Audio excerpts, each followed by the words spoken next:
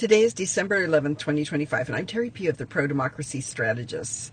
I found a great analysis. I don't like to give out the real names unless they do. That's under Jane with a Y at Converse3 on TikTok. There are cracks in the MAGA GOP that show an imminent collapse in the coalition.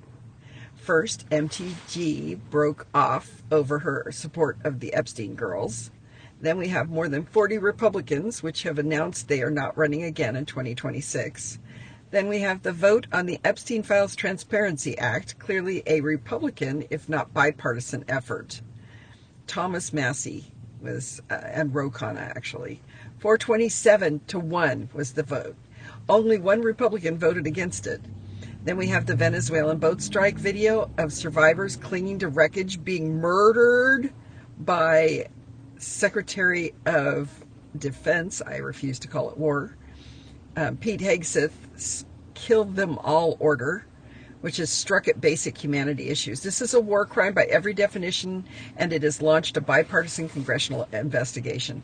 In fact, you'll find that most people refer to it as a shipwreck because that shows that it falls in line with the international definition of a war crime. Impeachment is the congressional action, and removal is the action by the Senate. Hegseth is up for impeachment and removal, and I believe that Kristi Noem as well might be close. Donald Trump's health is visibly declining as well, since Trump put so much emphasis on age and health during Trump's run against Biden.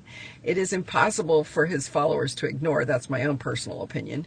Historically, these factors lead to the end of a regime, period. The Midas touch, this is a different story, says the GOP has an open revolt on the House floor. Josh Hawley, the cowardly runner on January 6th, that's what I think of him as, is part of the revolt, asking for support of Americans who need help to replace Affordable Care Act subsidies. There are 2 discharge acts now on that alone. Please like, share, and subscribe. Thank you.